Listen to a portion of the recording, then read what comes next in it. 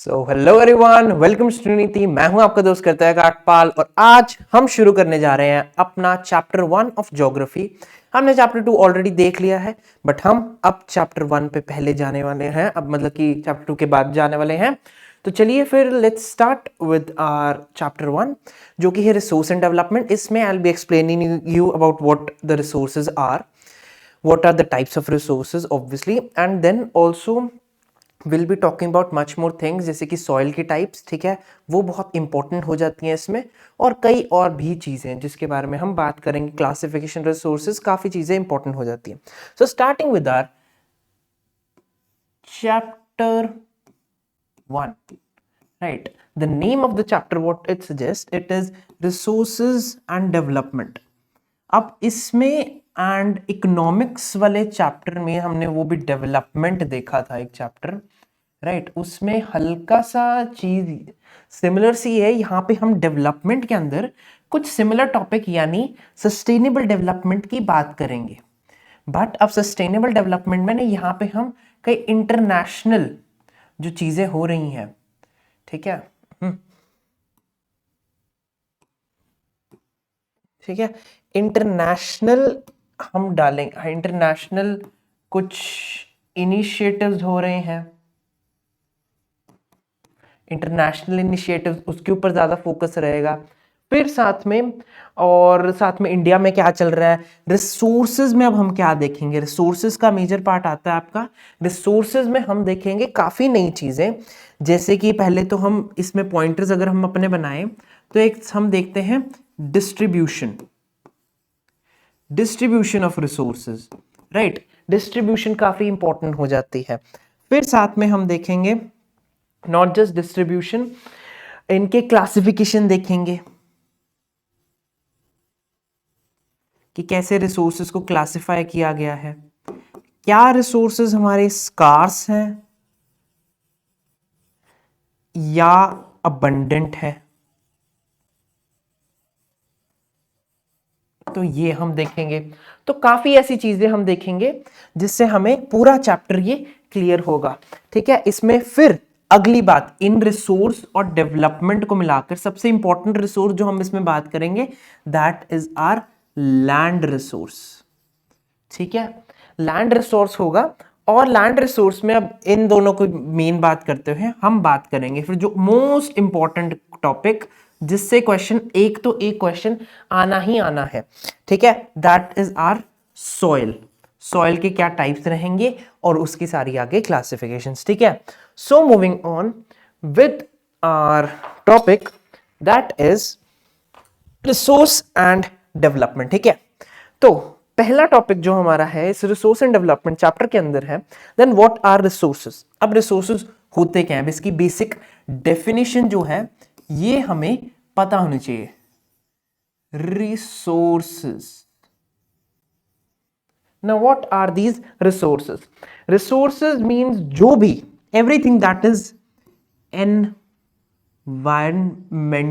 Available, ठीक है, environmentally available. दूसरी चीज आती है टेक्नोलॉजिकली एक्सेसिबल,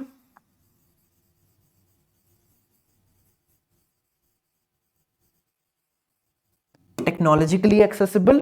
तीसरी चीज आती है इकोनॉमिकली,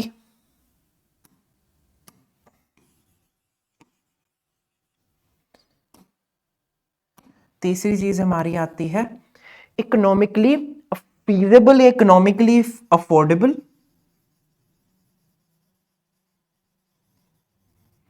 और चौथी चीज जो है the fourth thing is culturally acceptable. अब ये चार पॉइंटर्स आपको याद रखने हैं एज अ रिसोर्स। अब रिसोर्स क्या होता है, let us take example of soil only. Soil सबसे हमारा बेसिक सा एग्जांपल जो फॉर्म करेगा दैट इज सॉइल। अब सॉइल में होता क्या है, it is environmentally available, we know that, ठीक है, ये सबको ही पता है कि सॉइल बहुत इन्वायरमेंटली अवेलेबल है। लैंड हमारे पास है तो उसके ऊपर सॉइल तो होगी होगी। फिर आती है हमारी टेक्नोलॉजिकली अवेलेबल। टेक्नोलॉजिकली भी अवेलेबल है, हम उसके ऊपर चाहे हम वी बिल्ड कुछ भी कर सकते हैं हम। एग्रीकल्चर मेन चीज़ है जो हम करते हैं, तो टेक्नोलॉजिकली अवेलेबल है। और इकोनॉमिकली फीजिबल भी है, ऐसी तो है नहीं कि हमको बहुत ही महंगाई, मतलब कि महंगी पड़ती है हमको सॉइल, बहुत ही सस्ती होती है, मतलब कि टू ग्रो, मतलब कि वहाँ पे ऐसा तो कुछ नहीं कि कहीं माइन करके और बहुत ज़्यादा पैसा लग रहा है, ऐसा तो नहीं रॉकेट भेजना पड़ रहा है हमें सॉइल के लिए, तो ऐसी बात तो नहीं। इकोनॉमिकली फीजिबल है और कल्चरली एक्सेप्टेड, मतलब कि हमारी सोसाइटी ऑलरेडी एग्रीगेरियन है, एग्रीकल्चरल सोसाइटी है, काफ़ी इसमें रहता है इनका। तो ये हो गया हमारे कुछ चीज़ें, ये बेसिक डेफिनेशन बनाती हैं एक रिसोर्स का, ठीक है। सो नाउ मूविंग अहेड, ये हो गए हमारे रिसोर्सेज। अब इसमें एक और दो पॉइंट्स यहां पे गिवन हमको ये हैं कि humans interact with nature through technology. Humans interact, तो ये टेक्नोलॉजी के थ्रू इंटरैक्ट करते हैं ह्यूमंस। साथ में not just this, they create institutions to accelerate. अब हमने इकोनॉमिक डेवलपमेंट की बात की, इंस्टीट्यूशंस हम बनाते हैं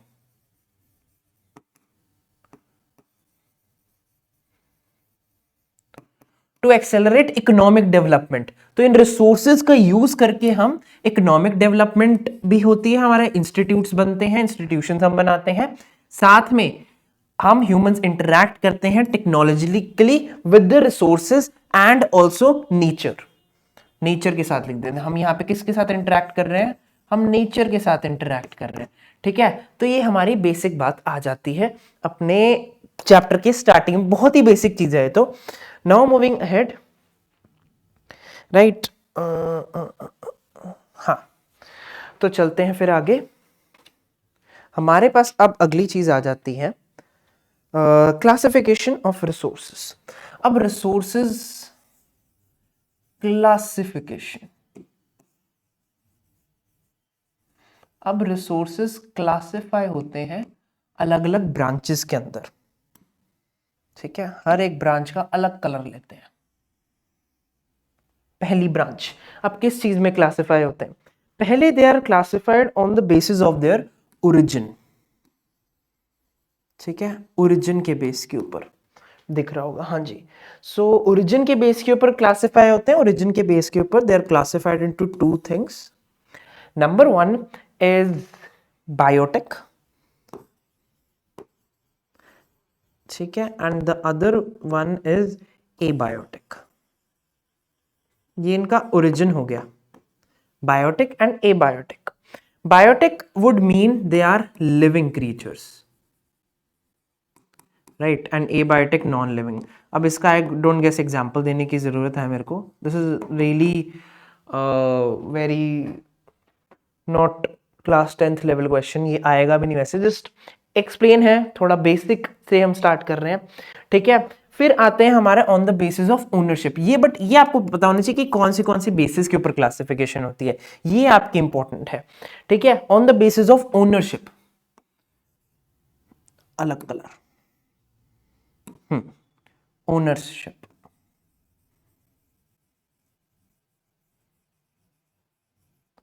on the basis of ownership.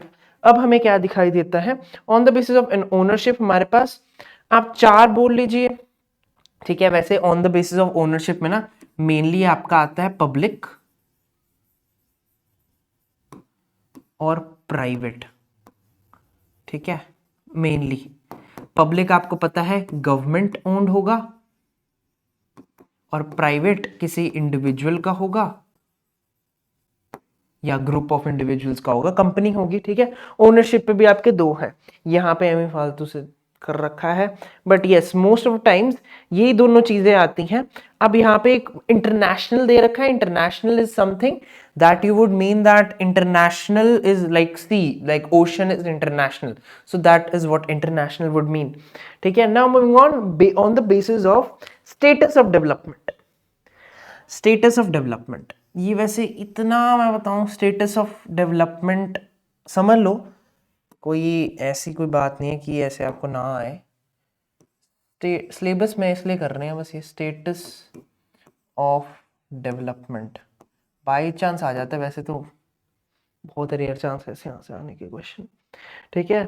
On the basis of development, status of development, on the status of development हमारे पास है चार चीजें, दैट इज पोटेंशियल, इसके आगे पोटेंशियल कि अभी वो अच्छी तरीके से डेवलप हो चुकी हैं, ठीक है। फॉर एग्जाम्पल हमारा आ जाता है यहाँ पे विंड एनर्जी। विंड एनर्जी काफी अच्छे तरह से ह्यूमन बींग्स ने हार्नेस कर लिया है विंड एनर्जी को, तो विंड एनर्जी एक पोटेंशियल रिसोर्स बन जाती है हमारा। देन हमारी आती है डेवलप्ड, ये मतलब कि थोड़ा अंडर डेवलपमेंट की स्टेज में है, बट यस काफी ज्यादा डेवलप्ड है। Then moving on to developed, developed यानी पूरी तरह डेवलप्ड, यानी कोल माइंस, हमको पता है कि कहां से निकालना है, कैसे करना है। जरूर नई नई coal mines we find every day, but yes largely we know what is the process of coal mines and all, right. And then moving on we have stock, this is कि ये आने वाले फ्यूचर में काफी develop होगी। Example is hydrogen, today hydrogen cars are also being experimented so that pollution is done, मतलब कि pollution थोड़ा कम हो पाए, वो चीजें हो रही हैं। देन इज आर रिजर्व, कि ये हमारा रिजर्व में पड़ा है। रिजर्व जैसे भी रिजर्व, जो भी आप चीजें रिजर्व में देखें, सो रिजर्व में हमारे पास आ जाता है रिवर्स, रिवर्स। तो ये स्टेटस ऑफ डेवलपमेंट हो गया आपका। Now moving ahead we have basis of exhaustibility. Basis of exhaustibility में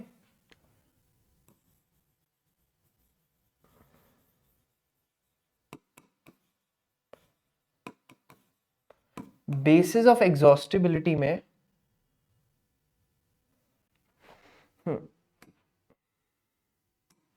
बेसिस ऑफ एग्जॉस्टिबिलिटी में दो आपको पता ही है, renewable and non renewable.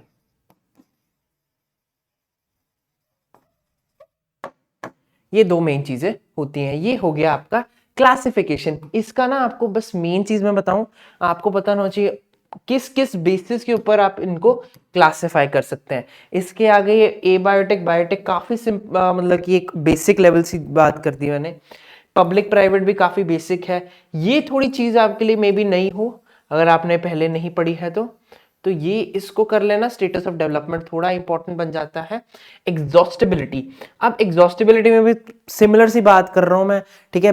Basic सी बात है। रिन्यूएबल आपको पता है क्या होता है, गैस, ठीक है। रिन्यूएबल जो रिन्यू हो पाए, जैसे मे बी सन एनर्जी होगी, विंड एनर्जी होगी, वो सारी रिन्यूएबल एनर्जी होती है। But non renewable fossil fuels हो गए, ठीक है। ये भी काफी बेसिक सी बात होगी। तो ये this is what classification of resources mean, right. So moving ahead,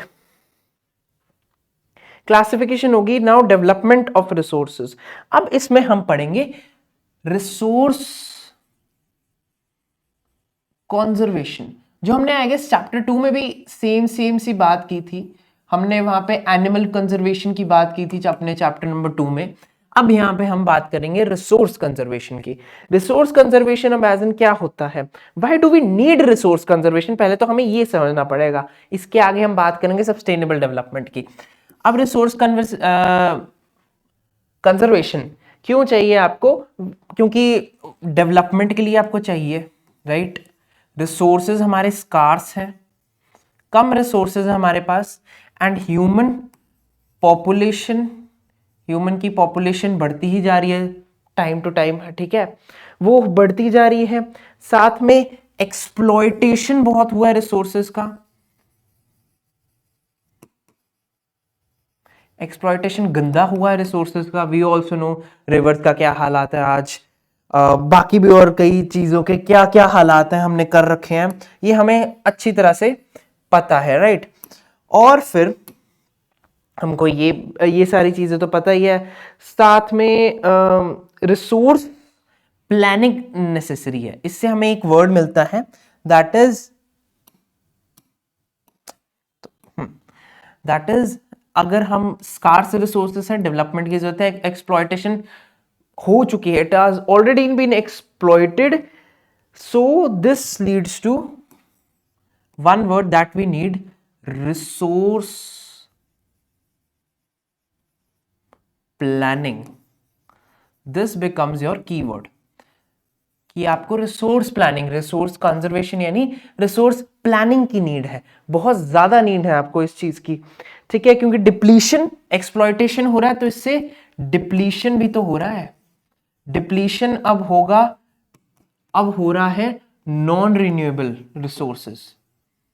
non renewable आपको पता ही है, फॉसिल फ्यूल्स, जिनको बनने में it takes around 1000 and hundreds and thousands of year for fossil fuels to be there, मतलब कि उनको बनने में, तो ये काफी इंपॉर्टेंट हो जाता है आपका part. Now moving on, why in this resource planning what do? We do sustainable development. अब हमारा आ जाता है एक टॉपिक, सस्टेनेबल डेवलपमेंट।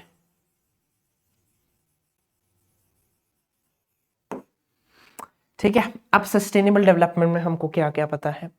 हमें ये पता है कि डेवलपमेंट तो करनी है हमको, बट विदाउट डैमेजिंग,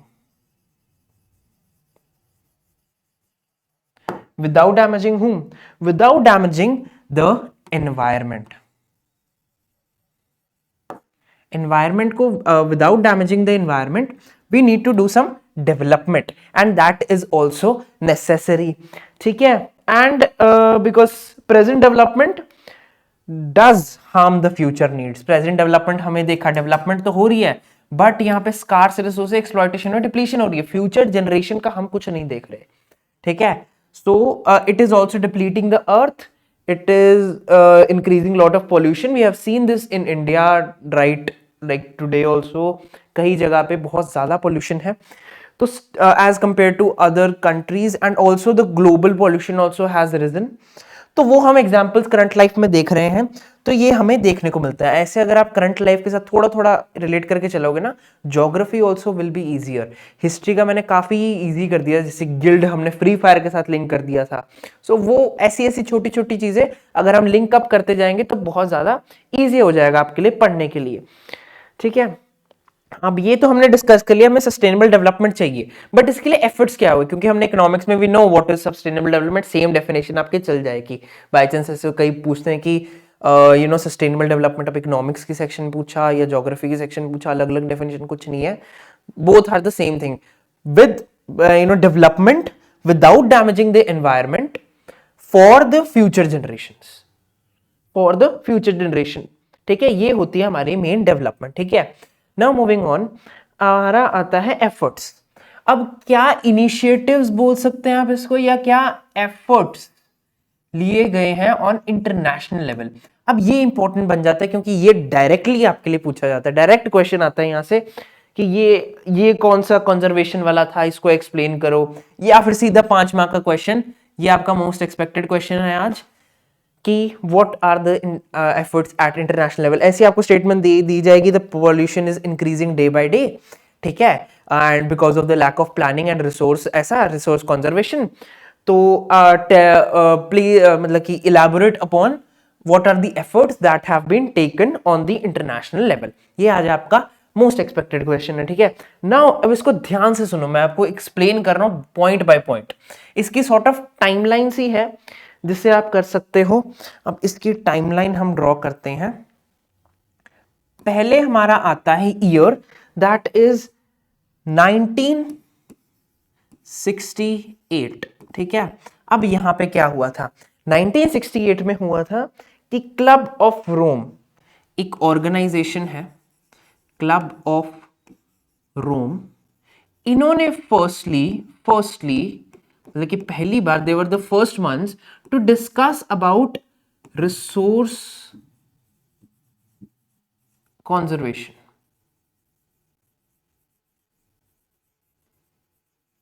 ठीक है जी, क्लब ऑफ रोम ने पहली बार इसको डिस्कस किया था। फिर हम आते हैं सीधा हम पहुंच गए, इसके बाद हम आ गए 1974 में। शॉर्ट नोट वगैरह के लिए ये ज्यादा इंपॉर्टेंट हो जाती हैं। गांधीयन आइडियाज एक गांधीयन आइडियाज हमें मिलती हैं अपॉन, गांधी जी के आइडियाज थे अपॉन सस्टेनेबिलिटी ऑल्सो, तो उसको ज्यादा एम्फसाइज देना शुरू कर दिया बाय इंटरनेशनल पीपल। मतलब कि इंटरनेशनली एक आपको नाम भी गिवन है, कोई ज्यादा इंपॉर्टेंट नहीं है। वैसे इनकी idea that was that small is beautiful, ये गांधीयन आइडियाज उस टाइम पे ज्यादा हाईलाइट हुए थे। स्मॉल इज ब्यूटीफुल यानी सस्टेनेबल डेवलपमेंट, रिसोर्स कंजर्वेशन। अगर रिसोर्स कंजर्वेशन होगी, हम सिंप्लिसिटी से भी हम रिसोर्स कंजर्वेशन कर सकते हैं। सो वही बात यहाँ पे डिस्कस हुई थी। ठीक है, so moving on we have, अब ये पार्ट आ जाता है आपका इंपॉर्टेंट, इसको हम लिखते हैं रेड मार्कर से। अब ये पार्ट आ जाता है इंपॉर्टेंट, ये आपको याद रखनी चीज है। 1787 में, ये तो मतलब कि ये चाहे ना भी लिखो अपने आंसर में चलेगा, बट अगर ये नहीं लिखा तो मार्क्स नहीं है, ये नहीं लिखा तो मार्क्स नहीं है। Brundtland commission,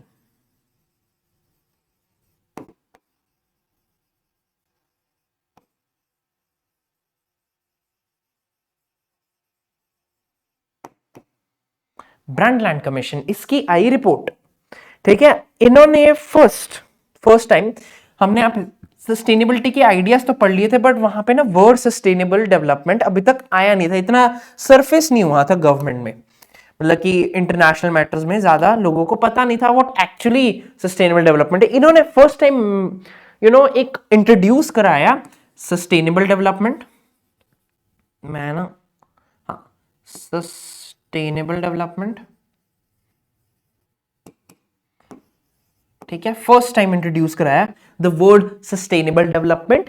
and also they did that they wanted a, मतलब कि सस्टेनेबल डेवलपमेंट के आइडिया के आगे डेवलप करते हुए they emphasized on our common future, our common future, कि हम अगर ऐसे ही एक्सप्लॉयटेशन करते जाएंगे so our common future will be endangered.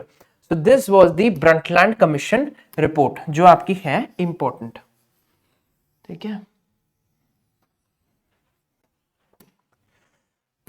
हाँ, Brundtland commission report I guess आपको क्लियर होगी। नाउ मूविंग ऑन, हमारे पास आती है फिर सीधा हम जंप करेंगे अब 1992 में, और ये बहुत इंपॉर्टेंट है, हमारी आती है रियो समिट बोल लेते हैं इसको कई लोग। ठीक है, तो रियो समिट है, रियो द जेनेरियो में हुई थी, ब्राजील में है, इंटरनेशनल अर्थ समिट है। तो यहाँ पे इन्होंने दे एक्चुअली फर्स्ट टाइम हुई थी, दे एड्रेस्ड अबाउट क्लाइमेट चेंज, यहाँ पे बातें हुई थी क्लाइमेट चेंज की। ठीक है, जो भी सारे इन्वायरमेंटल इश्यूज थे यहाँ पे डिस्कस हुए थे। ऑल्सो अब यहाँ पे और क्या क्या चीजें डिस्कस हुई थी, डिक्लेरेशन, इतना याद करने की जरूरत नहीं है, छोड़ो इसको। अब यहाँ पे एक एजेंडा अडॉप्ट हुआ था, agenda, okay, so the agenda was agenda 21। अब इस एजेंडा में क्या था, तीन चीजें जो आपकी मोस्ट इंपॉर्टेंट है, that is this Brundtland commission जिसने first time sustainable development introduce किया था। फिर आ जाती है आपकी रियो समिट, रियो अर्थ समिट, यहां पे हमने अडॉप्ट किया था ये जो कि है एजेंडा 21, ये आपकी बनती है तीसरी इंपॉर्टेंट चीज। अब यहां पे इन्होंने क्या किया था, अब ये डिक्लेरेशन थी, declaration for global sustainable development, global sustainable development, Sidhi link कर दिया मैंने। ठीक है, तो ये हुआ आपका ग्लोबल सस्टेनेबल डेवलपमेंट के लिए एजेंडा 21 ने आपको दिया। अब यहां पे वर्ल्ड लीडर्स ने साइन किया इसको, कम्बैट, अब इसने करना क्या था, it has to combat environmental changes, environmental changes, not just environmental changes but also poverty, poverty combat करनी थी, क्योंकि इन्वायरमेंटल चेंजेस के कारण काफी पॉवर्टी भी बढ़ रही थी। साथ में it was signed by the UNCED. यहां पे आप एक हल्का सा नोट लीजिए, और परफेक्ट रेक्टेंगल बन गया। तो आप यहां पे नोट लीजिए यूएनसीईडी,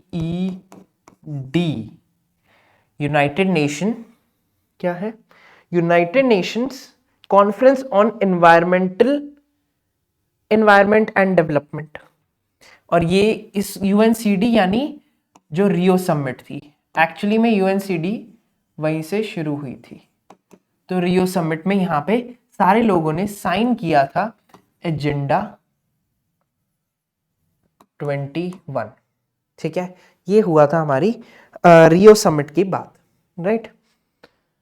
तो ऑब्जेक्टिव ग्लोबल कोऑपरेशन थी एंड शेयर्ड रिस्पॉन्सिबिलिटी। अब यहां पे इन्होंने एक और चीज इंट्रोड्यूस की, शेयर्ड रिस्पॉन्सिबिलिटी। जो यहां पे बात की थी ना कॉमन फ्यूचर, तो यहां पे शेयर्ड रिस्पॉन्सिबिलिटी, ये सबकी शेयर्ड रिस्पॉन्सिबिलिटी होगी। ठीक है, ये हुआ आपका मेन पार्ट। जो एफर्ट्स थी, जो हमारे एफर्ट्स कवर कर रहे थे, वो हमने यहां पे सारे कवर कर दिए। ठीक है, now moving ahead, resource planning.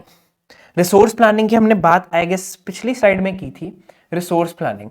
अब रिसोर्स प्लानिंग एक्चुअली में होती क्या है और रिसोर्स प्लानिंग इन इंडिया कैसे है, उसको हम डिस्कस करते हैं। ठीक है, सो मेन अब अपना टॉपिक है रिसोर्स प्लानिंग, और इसका इम्बैलेंस कैसे है, और इसका इम्बैलेंस बहुत ज्यादा है। To tell you, resource planning India में नहीं है।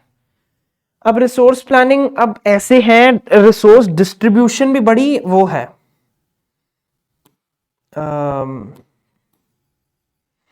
इम्बैलेंस है। रिसोर्स प्लानिंग का तो क्या ही करें, डिस्ट्रीब्यूशन जो है रिसोर्सेज की हमारी, वो बहुत इम्बैलेंस है। Example if you see distribution of resources, so the example that you can see is that the states like Jharkhand, I'll write it in short form, ठीक है, Chhattisgarh, MP, these have minerals, they are rich in minerals।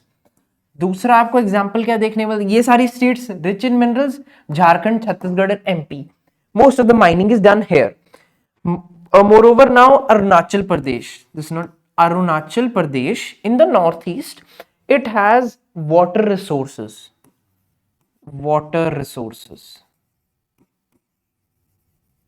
But यहां पे it lacks technology here. Resources है but there is no infra development.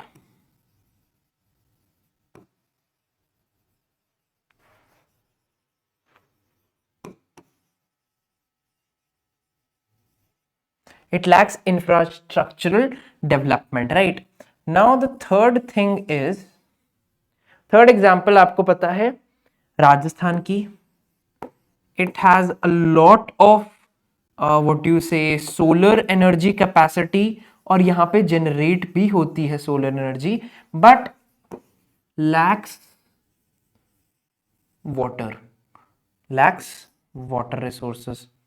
समझ रहे हो, यहां पे इंफ्रास्ट्रक्चर डेवलप्ड है, यहां पे what it lacks water resources, तो यहां पे प्रॉब्लम आ जाती है। ये आप देख लो, this is naturally there, and also this imbalanced distribution calls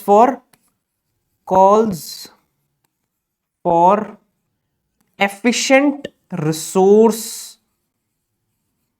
planning, not just efficient but also balanced, क्योंकि हमने ऑलरेडी इम्बैलेंस देख रखा है। ठीक है, this is the imbalance that we have seen, and this is we have to find a balance solution, balance resource planning, जो India में नहीं है। Development not only depends on resources but on technology and efficient infrastructure, moreover compiling with resource planning आपकी। ठीक है, ये बहुत ज्यादा इंपॉर्टेंट चीजें हो जाती हैं। So now what is the process of resource planning, यहीं पे हम इसी स्लाइड के ऊपर डिस्कस करते हैं। रिसोर्स प्लानिंग के जो मेजर प्रोसेस है, इसका जो प्रोसेस है that is mainly of sort of you can say 3 step. Now what are those 3 steps? Number 1 is that you have to survey. जैसे हमने यहाँ पे देखा that we have surveyed across the countries, agencies have surveyed that in Arunachal Pradesh there are water resources but they lack development. So यहाँ पे government को improve करने की जरूरत है। यहाँ पे गवर्नमेंट को पता है कि यहाँ पे वाटर रिसोर्सेज तो हैं, why to provide, मतलब कि वाटर रिसोर्सेज abundant है यहाँ पे, वाटर जिनके पास नहीं है दैट इज फॉर राजस्थान, ठीक है। सो वहां पे लैक कर रहा है वाटर, तो वहां पे आपको वाटर रिसोर्सेज ज्यादा प्रोवाइड करने की जरूरत है। तो यहाँ पे हमें सर्वे करने से पता है, we can survey and see that Rajasthan has good amount of solar energy, therefore electricity can be developed from here.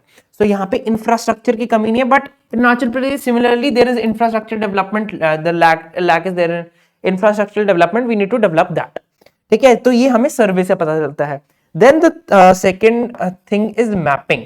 We have seen that survey, हमने लोगों से पूछा कि yes ठीक है, अब मैप करना है कि एक्चुअली में ये कहाँ प्रेजेंट है। May be some districts in Arunachal Pradesh might not have these abundant water resources, हो सकता है, and they also do not have these development, infrastructural development भी नहीं है। तो मैपिंग से हमें ये पता चलता है कहाँ पे actually it is present, and also we can find out the loopholes and which can be improved from the government, ठीक है।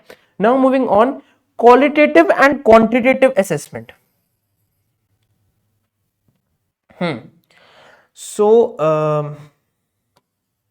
qualitative and quantitative assessment.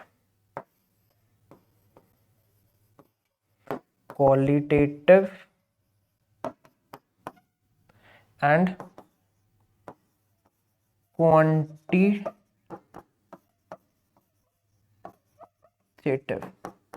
ये आपके लिए इंपॉर्टेंट बन जाता है, because we need to know how much, how much is present, how much resources are present, and also what quality of resources are present. We'll see it in further कि जब हम actually आपकी पूरी book geography की it is based on resources only, will see the types of soil कहाँ का present है, तो वो हमें सर्वे फिर मैपिंग से पता चला कहाँ पे प्रेजेंट है और उनकी क्वालिटी कैसी है। Khadar and Bhangar, the types of soil, तो उनकी क्वालिटी हमने ये क्वालिटी असेसमेंट ही करके पता चला ना हमको कहाँ पे मिसिंग है, आई गेस, ठीक है।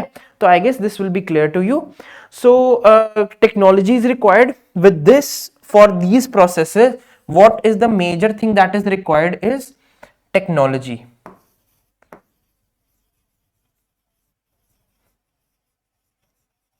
So technology is required here, and also some more ठीक है, and integrated national developmental plans, ठीक है, this is what is there. So ठीक है जी, this is done. Now moving ahead with our next thing, the remote, I'll move ahead with it. I have got some graphs with me. So ये हुआ है हमारा land distribution का सारा system. This is what the graph look like, and this is important. आपको ये graph MCQs में दिखेगा. You'll see this.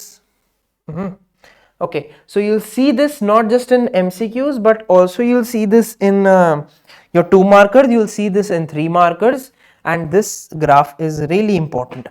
अब इसमें हमें क्या क्या पता चलता है, लैंड डिस्ट्रीब्यूशन यानी कैसे इंडिया का लैंड डिस्ट्रीब्यूटेड है। This I have picked directly from NCERT. अब एनसीईआरटी में यहाँ पे हमने क्या लिखा है, प्लेन्स, माउंटेन्स, प्लेटूज। प्लेन्स यानी कि इतने परसेंट प्लेन्स है हमारे कंट्री में, ये इतने परसेंट, 43%। अब इससे हमें ये पता चलता है कि इससे हमें ये पता चलता है कि these are rich in agriculture, rich in agriculture, ठीक है, these are rich in agriculture. But ये अब mountains, these are not rich in agriculture. यहां पे हमें प्लेन्स में फर्टाइल सॉइल देखने को मिलती है, बट माउंटेन्स में we cannot see any fertile soil, ज्यादा तक हमें फॉरेस्ट सॉइल देखने को मिलती है। सो दैट इज नॉट अपना नेसेसरी। तो अब माउंटेन्स में व्हाट डू वी सी, यहाँ पे हम प्लेटूज भी देखते हैं, माउंटेन्स में प्लेटूज आई गेस आपको क्लियर होगा, टेबल टॉप लाइक माउंटेन्स, उनको प्लेटूज बोलते हैं। तो अब हमें ये देखने को मिलता है प्लेटूज में अब क्या होता है, rich in minerals, rich in minerals, सारे मिनरल्स में भी कोल आपका हो गया and other gold, iron, steel, सब कुछ आपको प्लेटूज में मिलेगा। काफी और चीजें आपको प्लेटूज में मिलेंगी, मिनरल्स रिच होते हैं वहां पे। फिर साथ में mountains are the sources of river, river colour नहीं दिखता, रिवर एंड वाटर रिसोर्सेज आप कह सकते हैं। माउंटेन्स काफी अच्छे खासे वाटर रिसोर्स हमें प्रोवाइड करता है, यहां से हमें फूड रिसोर्स आ रहा है, यहां से हमें मिनरल रिसोर्स आ रहा है, वेर एज हम माउंटेन से वाटर रिसोर्स, क्योंकि यहां से रिवर्स होती हैं, perennial rivers. I guess in grade 9 you would have studied about perennial rivers, वो है तुमको चैप्टर है, ठीक है। तो ये हो गया आपके water resources and the distribution of resources. अब एक्चुअल में लैंड यूज पैटर्न है कैसे इंडिया का, वो हमें देखना है। So this is the land utilization pattern in India. अब ये क्या है, जनरल हमने देखा है, ये कैटेगरीज हमने दो कैटेगरीज में बांट दिया है। ये है 1961 वाला ग्राफ, 6061, और ये है 2019 वाला ग्राफ, ठीक है। सो इसमें अब हमको क्या पता चलता है, यहाँ पे हमने कई मैट्रिक्स दे रखे हैं, ठीक है। तो इसमें हमें ये पता चलता है कि जो लैंड पहले तो हमें ये देखना है कौन सा लैंड कब हुआ, कैसे हुआ, थोड़ा एनालिसिस वाला काम है। जो फॉरेस्ट था, ये वाला फॉरेस्ट ही है, तो ये भी फॉरेस्ट ही है, ठीक है, ये फॉरेस्ट है, ये फॉरेस्ट है। सो फॉरेस्ट लैंड जो था इन 1960 वो 18% था, that has increase to 23%। Done, well done, हमने अच्छा काम किया यार। जो बैरन लैंड था उसको हमने कम कर दिया, बैरन मतलब कि एवं छोड़ा हुआ लैंड, नो यूज, उस पे हमने घर वगैरह, industrialization has happened, so that is due to that. Area under non agricultural use, this is the green one, so this green was 45%, almost same, similar सही है, नॉन एग्रीकल्चरल यूज, राइट, वो similar है। Then permanent pasture and grazing land, this purple one ये दिखता है, this is 4.71%, एंड इधर pasture land हमारा कम हो गया, this is what we see. नहीं सॉरी, ये नेट सोन एरिया था, ये तो नेट सोन एरिया था ना। So area under non agricultural use, तो ये हुआ, ये है नॉन एग्रीकल्चरल यूज, वो बड़ा है, वो हमें दिखता है 4.9%, डबल हो गया, ठीक है, ये हमें दिखता है। तो इसको ऐसे एनालाइज कर करके, ये भी आपका इंपॉर्टेंट होता है एमसीक्यूज में, आपको थोड़ा एनालिसिस अपने आप करना पड़ेगा इसका, क्योंकि अब मैं एक एक करके चलो कर ही देते हैं। Permanent pasture and grazing land, where is permanent pasture and grazing land, this is 4.71 and now it is 3.42%, तो कम हुआ है। Area under tree crops and groves, blue, कौन सा ब्लू है, हाँ यार एक तो कलर ही नहीं समझ आ रहे,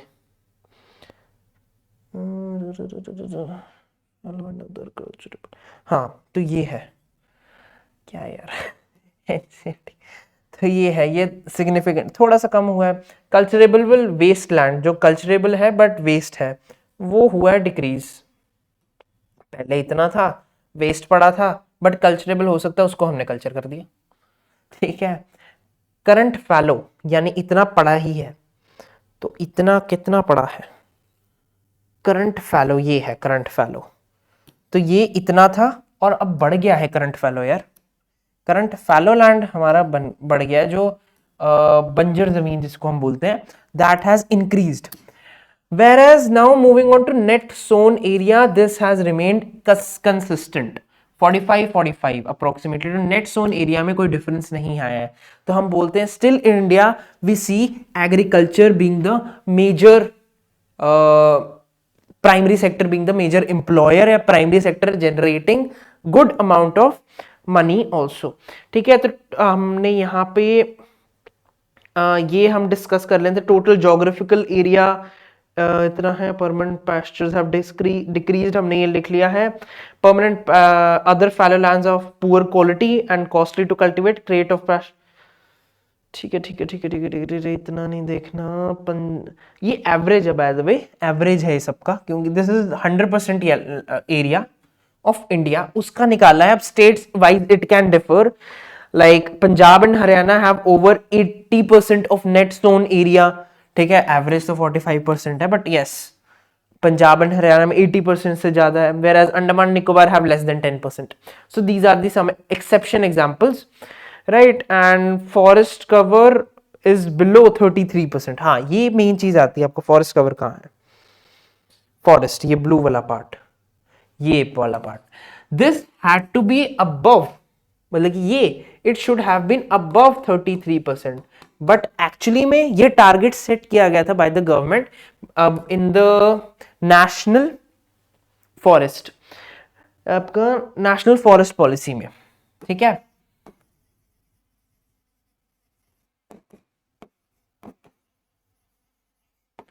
ठीक है, यहां पे इन्होंने किया था कि that the target that we have to achieve is that 33% से ज्यादा होना चाहिए forest cover of the country, average of the country, but still it is less than 33%।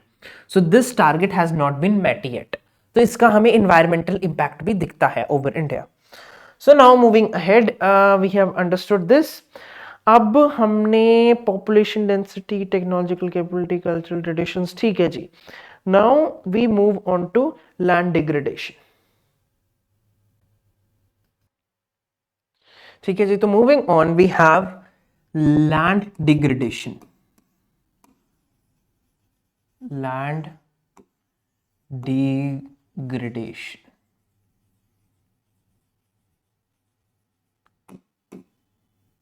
Land degradation के फैक्टर्स क्या क्या हैं, आई गेस ये काफी वो है, कॉमन सी बात है, चलो फिर भी डिस्कस कर लेते हैं इसके factors. That we see is deforestation,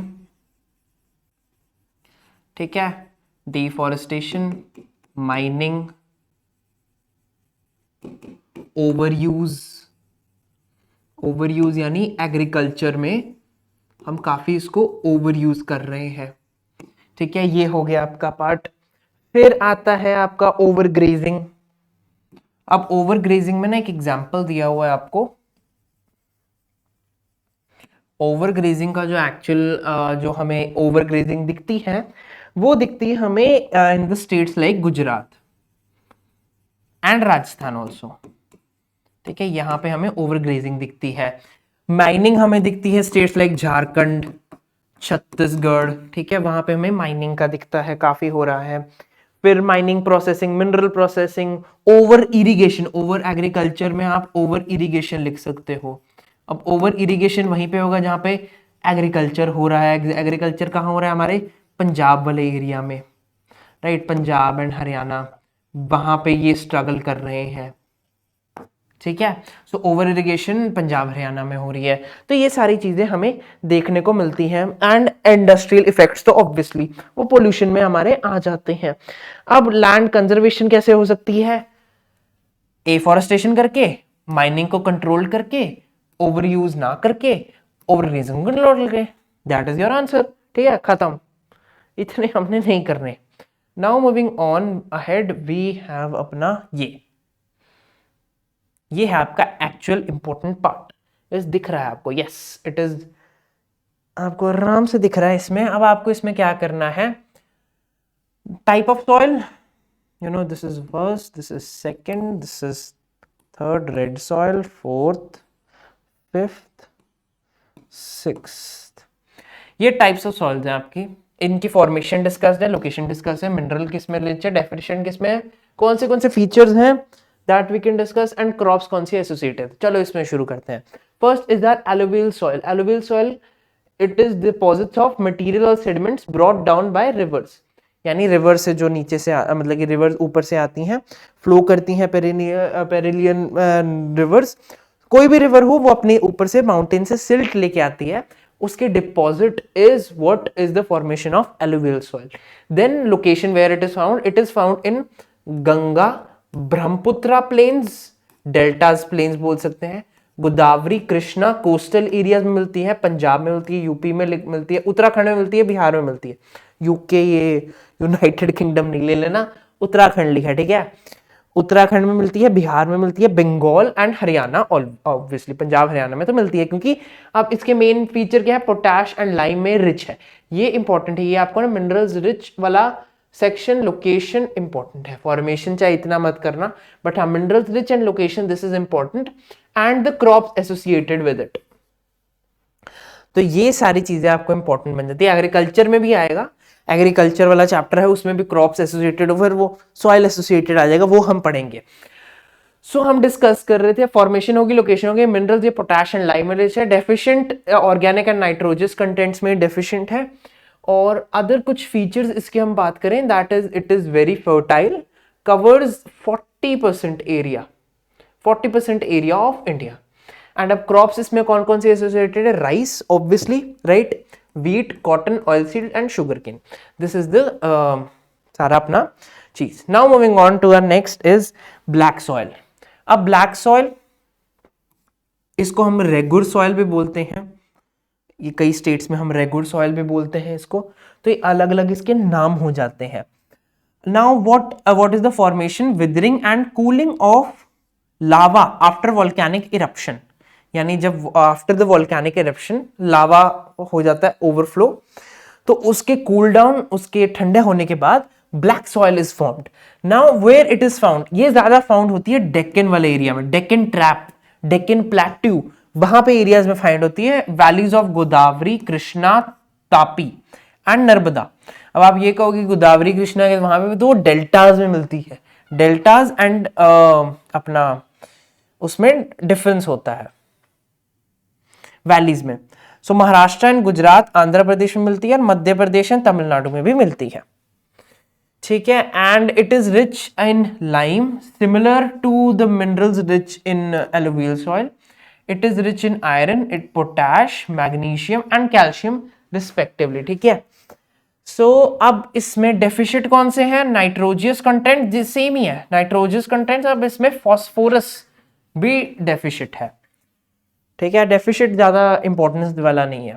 फिर आते हैं अदर फीचर्स आपके, अदर फीचर्स यानी self flowing quality, holds moisture when wet, मतलब इसके मॉइस्चर काफी अच्छा होल्ड हो जाता है, वहां पे एरिया थोड़ा मॉइस्चर वाला रहता है, ह्यूमिडिटी हाई रहती है, तो इसके लिए ये ब्लैक सॉइल बहुत इंपॉर्टेंट बन जाती है। अब यहाँ पे crops that are associated, cotton, tobacco, oil seeds and sugar cane. Oil seeds और शुगर केन आप चाहे ब्लैक सॉइल में you can grow it, also you can grow it in alluvial soil. अब moving on to our अगला चीज, next thing is red soil. Red soil में ना काफी बच्चे कंफ्यूज हो जाते हैं red soil and laterite soil में, या मे बी arid soil में, arid तो नहीं है बट हाँ red soil and laterite soil में कंफ्यूज नहीं होना आपको। सो अब red soil में क्या है, withering of igneous and metamorphic rocks। Igneous metamorphic rocks आपने जूनियर ग्रेड्स में पढ़े होंगे। टाइप्स ऑफ रॉक्स होते हैं, अगर किसी को नहीं पता तो टाइप्स ऑफ रॉक्स होते हैं, उनकी विदरिंग से, उनकी मतलब कि उनको बार बार ऊपर से उड़ गए या फिर वो कर करके ये सॉइल बन जाती है, बाय विंड, वाटर, सनलाइट, उनकी विदरिंग होती है, वो खराब होते जाते हैं। अब ये मिलते कहाँ कहाँ पे, रेड सॉइल मिलती कहाँ कहाँ पे, उड़ीसा के रीजन में मिलती है, छत्तीसगढ़ में मिलती है, with also not just in Chhattisgarh and Odisha but also in the part of Ganga plain, Ganga plain के कुछ कुछ पार्ट्स में मिलती है। अब इसका नाम है रेड। रेड से आपको इतना अंदाजा लगना चाहिए, it is rich in iron. ये थोड़ा सा ट्रिक सी है, रेड मतलब रिच इन आयरन, तो it is rich in iron. Deficit contents इसके हमें सिलेबस में नहीं है। सो अब अदर फीचर्स क्या है, red colour due to the diffusion of iron into crystalline and metamorphic rocks, कुछ नहीं है, the red colour is only because of iron, ठीक है। क्रॉप्स कौन सी एसोसिएटेड होती है, वीट, राइस, वीट राइस यहाँ पे हम ग्रो कर सकते हैं, cotton we can grow, pulses ज्यादा ग्रो होती हैं वैसे तो इसमें, एंड शुगर केन भी आप ग्रो कर सकते हो। सो ये आपके यहाँ की crop associated. Then moving on we have laterite soil. Laterite soil में क्या होता है, it is formed by the intense leaching due to heavy rains. जहां पे हैवी रेन्स होती हैं वहां पे लैटेराइट सॉइल की फॉर्मेशन होती है। ज्यादा कहां पे होती है, hill summits of Eastern Ghats, Eastern Western Ghats hill होती हैं, वहां पे बारिश ज्यादा हुई वहां पे होती है। असम में होती है, असम की हिल्स में होती है, some parts of West Bengal भी होती है, एंड नॉर्थ ईस्टर्न रीजन, वहां पे तो बारिश होती है। The wettest region in the world is present in the north east, तो वहां पे वैसी बारिश ज्यादा होती है, तो वहां पे लैटेराइट सॉइल की फॉर्मेशन होती है।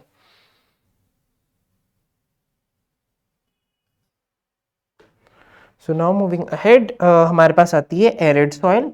एरिड सॉइल कहाँ पे मिलती है? एरिड सॉइल यानी बंजर soil, sort of sand soil आप बोल सकते हो। सैंड जहाँ पे, वहां पे, अब सैंड आपको पता ही है कहाँ पे होती है, डेजर्ट्स में होती है। डेजर्ट्स कहाँ पे? राजस्थान में। कॉमन परसेप्शन आप खाइए, तो एरिड सॉइल आपको मिलती है राजस्थान वाले रीजन में। अब यहाँ पे मिनरल्स किस मिनरल्स में रिच है? बाय द वे ये लैटेराइट हमारा रह गया था, लैटेराइट भी आयरन रिच है, ठीक है। प्लांट न्यूट्रिएंट्स में डेफिशिएंट है, एसिडिक इन नेचर होती है, deep to very deep, deep to very deep कुछ नहीं, एसिडिक इन नेचर होती है। क्रॉप्स कौन सी एसोसिएटेड है इसमें? लैटेराइट में स्पेशली आपको कॉफी, रबर, कैशू, ये सारी चीजें हमें देखने को मिलती है इन द लैटेराइट सॉइल और बहुत इंपॉर्टेंट होती है। हाँ, हम बात कर रहे थे एरिड सॉइल की। एरिड सॉइल में वेस्टर्न घाट्स में मिलती है, सॉरी वेस्टर्न घाट्स बोल दिया, वेस्टर्न राजस्थान में मिलती है हमें, तो क्योंकि वहां पे डेजर्ट है वेस्टर्न राजस्थान में, तो वहीं पे मिलती है। अब मिनरल्स इसमें किसमें रिच है?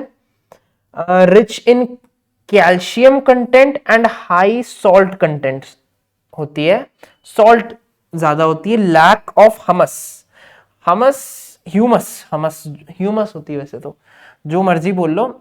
ये जिसमें मतलब कि एलुवियल सॉइल का ना ऑपोजिट है एरिड सॉइल, बिल्कुल फर्टाइल नहीं होती, ठीक है। सिर्फ यहां पे जो ग्रो हो सकते हैं दैट इज बाजरा, बाजरा ही सिर्फ ग्रो हो सकता है।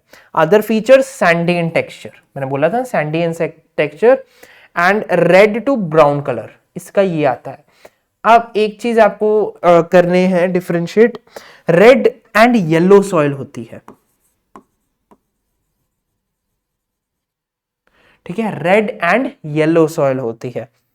अब रेड एंड येलो तब होती है डिपेंडिंग ऑन कि कितनी ये गीली है और कितनी सूखी है। अगर ज्यादा गीली होगी तो फिर वो वैसे कलर ले लेती है, रेड ले लेती है, अगर इट इज वेरी ड्राई तो फिर वो येलो कलर ले लेती है। ये आपके लिए इंपॉर्टेंट चीज बन जाती है, ठीक है। ये आपका हो गया सारी चीज। एंड देन ये हमने डिस्कस किया रेड टू ब्राउन। अब यहाँ पे एरिड और इसमें कंफ्यूज नहीं करना, ये रेड टू ब्राउन जाती है, ये रेड टू येलो जाती है, तो ये थोड़ा डिफरेंस आपको याद करने वाला है। आई डोंट गेस ये आपको पता नहीं कैसे है, बट हाँ ये आपको याद करने वाला है, बहुत कंफ्यूजिंग होता है। अब लास्ट अपना रह गया फॉरेस्ट सॉइल। फॉरेस्ट सॉइल में क्या होता है, कहां पे मिलती है फॉरेस्ट? कहां पे है? जहां पे फॉरेस्ट वहां पे फॉरेस्ट सॉइल मेन बात है। ये मिलती है आपको mountainous region of India, Himalayas वगैरह। लैक ऑफ ह्यूमस, अगेन यहाँ पे प्लांट्स ग्रो नहीं हो सकते। लैक ऑफ ह्यूमस यानी अपर लेयर जो काफी फर्टाइल होती है टॉप सॉइल की, उसका यहाँ पे लैक है। अब यहाँ पे हमें क्या मिलती है? वैली साइड होती है, लोमी होती है, ठीक है। ये सारी चीजें हो जाती हैं। वैली, हमको वैली साइड मिलती है, लोमी, सिल्टी, अपर स्लोप्स मिलती है, कोर्स ग्रेन्ड होती है। Tea and coffee are the major things that can be only produced in the forest soil, ठीक है। ये हो गया आपका सारा बात, ठीक है। अब हमारी कुछ चीज रह गई है दैट इज सॉइल इरोजन। अब इसमें ना मेन आपकी टाइप्स ऑफ सॉइल इरोजन है and methods of soil conservation है जो आते हैं आपके एग्जाम में। तो सॉइल इरोजन तो पता ही है, ठीक है, सॉइल का खराब होना because of wind, water, sunlight etcetera etcetera. Causes पढ़ लेते हैं चलो, ठीक है, क्योंकि आपका ये को 5 मार्क का क्वेश्चन आया तो आपको कॉजेज तो लिखने पड़ेंगे। तो कॉजेज इसके हैं ह्यूमन एक्टिविटीज, ह्यूमन एक्टिविटीज काफी इंफ्लुएंस करती हैं, ठीक है। ह्यूमन एक्टिविटीज होगी, ह्यूमन एक्टिविटीज अब इसकी अगेन डिफॉरेस्टेशन वगैरह वगैरह वगैरह वगैरह, ठीक है। और फिर also we have natural activities. Natural activities would mean again wind, water, sunlight, volcanic eruptions, earthquakes. So these are, and then we have defective farming methods कि एक ही हम लैंड पे we are over using the land, so defective farming methods, these are the causes. Now types, there are actually two types of erosion. Major जो इसकी types हम देखते हैं, there are of types of soil erosion, दो type की होती है. Number one is sheet erosion.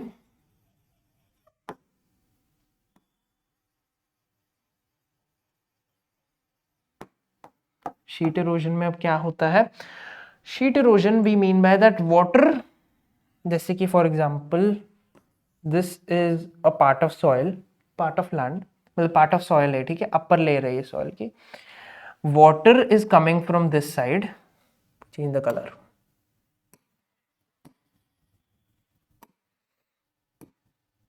इसको में भी आप डायग्राम की तरफ ज्यादा अच्छे. Water is coming from this side और ये टॉप लेयर को इरोड करके चला गया. ये शीट, ये लेयर पूरी शीट के जैसे इरोड हो गई. तो एक्चुअल में अब इतना ही पोर्शन बचा. ये टॉप लेयर जो एक्चुअली फर्टाइल थी, that is eroded. This is what sheet erosion is. Let me read it out also. Water flows as a sheet over large areas down a slope, washes away top soil. ये top soil को wash away करके लेगी. This is what sheet erosion mean.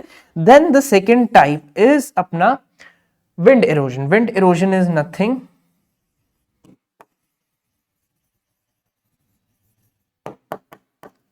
Wind erosion काफी simple है. Wind erosion is कि wind आई और उड़ा के लेगी. ये वाटर था, सिमिलर चीज बन गई आपकी. विंड इस बार विंड लेके जा रही है, so wind will take away the soil. तो ये आ गई विंड इरोजन, दी आ गई आपकी शीट इरोजन. ठीक है. So this by little bit simple not beautiful drawings I have explained you the sheet erosion and wind erosion. This is what it means. ठीक है. And now methods of soil conservation. Methods आपके important है. ठीक है. Let me do give you the names. अब इसमें main names आते हैं आपकी terrace farming, soil conservation, sorry, ठीक है, terrace farming, methods of soil conservation में टेरेस फार्मिंग. टेरेस फार्मिंग यानी जैसे कि फॉर एग्जांपल ये दिस इज अ हिल है, इसको we have cut down into some slopes. ऐसे ऐसे ऐसे ऐसे स्लोप्स में, टेरेस स्लोप्स में कट कर देते हैं.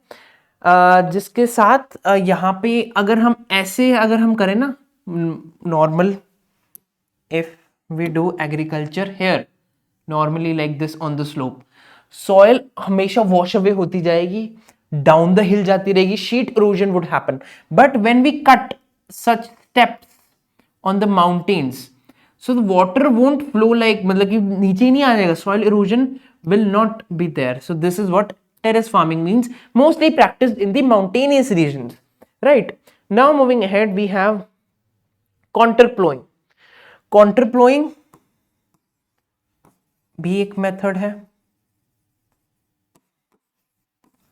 राइट. कॉन्टर प्लोइंग हो गया कि हम for example there is a river going, ये रिवर है, दिस इज मूविंग, ठीक है, दिस इज अ रिवर. अब साइड में इसके लैंड है, ठीक है, ये लैंड है, ये लैंड है. अब ऐसे तो है, कई बार तो रिवर ओवरफ्लो करेगी. इंस्टेड अगर हम यहां पे कुछ बैरियर्स लगा दें, अगर हम यहां पे कुछ बैरियर्स लगा दें, if we put some barriers here, colour change करना है मैंने, if we put some barriers here, so this will form कि whenever if also the river will overflow, it would not lead to destruction of land. So we constructed some barriers here. ठीक है, barriers बना लिए, इसको बोलते हैं हम counter ploughing. ठीक है. अब नाउ अगली बात आती है हमारी strip cropping. It is similar, मतलब सिमिलर तो नहीं कह सकते, चलो स्ट्रिप क्रॉपिंग